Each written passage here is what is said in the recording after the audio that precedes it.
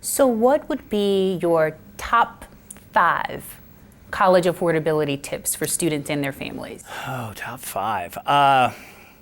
When it comes to financial aid, my top 2 is always applications and deadlines.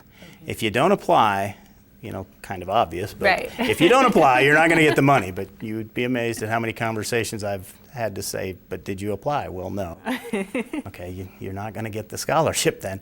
And the other one is deadlines. If you don't apply by the deadline, then the possibility is there that you would have qualified for funds that went to someone else because there's limited amounts. I mean, I throw out a number like $200 million, which is a lot of money, but it's not enough.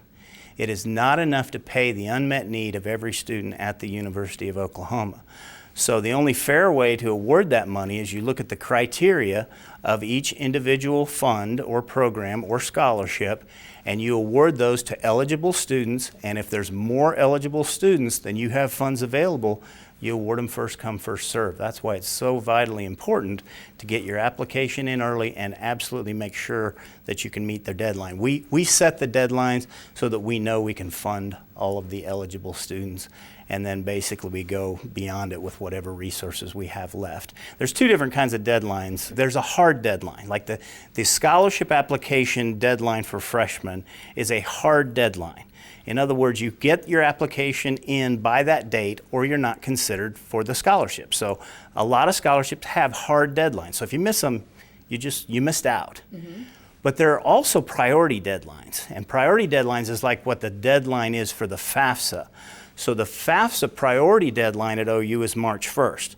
But with a priority deadline, March 2nd rolls around, March 3rd rolls around, you keep going. You apply as soon as you can after March 1st because we know that if by March 1st we can fund everybody, but we still want you to get it in as soon as possible because we know people can't get their taxes done sometimes until all the way up to April 15th. Right.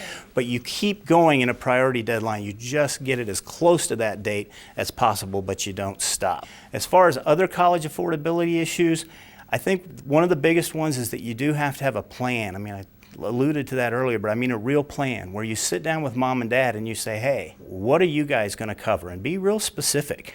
Who's going to pay for tuition? Who's going to pay for housing? Who's going to pay for books? Who's going to pay for living expenses? Who is going to do all these things? How is it going to be done? And that way there's no ambiguity as to who's doing what, because the student's going to have to make a decision. Right? One of the biggest decisions a student's going to make when they get to school that freshman year is, am I going to borrow money to go to college? And when I say a number like $200 million, over $100 million of that is a loan. I mean, we are putting students into debt, and that bothers me a lot that we put students into debt. But the reason I can sleep at night is that I know the end game, and I know that by getting a college degree, census data shows us that if you graduate from high school and you go to work, you're going to earn on average about $25,000 a year. If you get a college degree and then you go to work, you're going to earn about $50,000 a year. And I'm rounding here, but that's a $25,000 difference between a high school graduate and a college graduate. You multiply that out over a 40-year working career, you're talking about $1 million.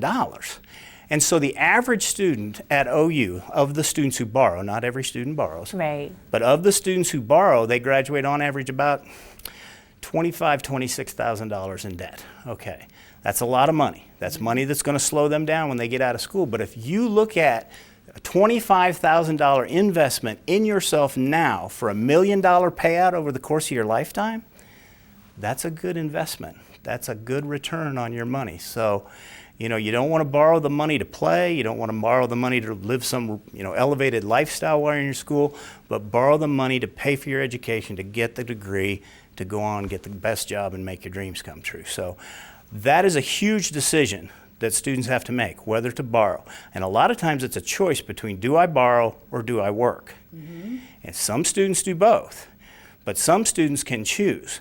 Now, working has its own issues. We do promote work because we found that students who work 15 to 20 hours a week actually do better in school because it's almost like a time management thing. They have to be there. They have a boss who cares about them, is looking out for them. They have to follow a schedule.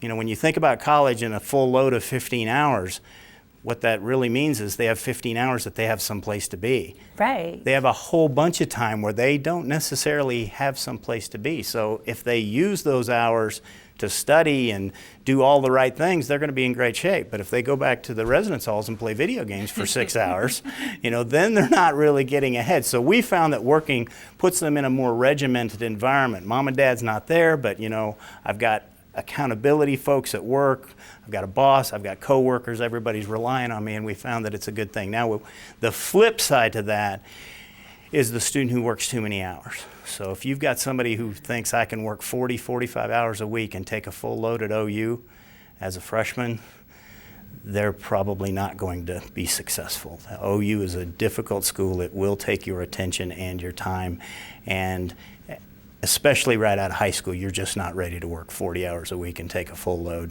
at OU. Non-traditional students possibly, but not an incoming freshman. So we would recommend that they scale back. We actually have one scholarship called the Work Assistantship Scholarship, where we try to give them some scholarship money so that they will scale back on their number of hours worked.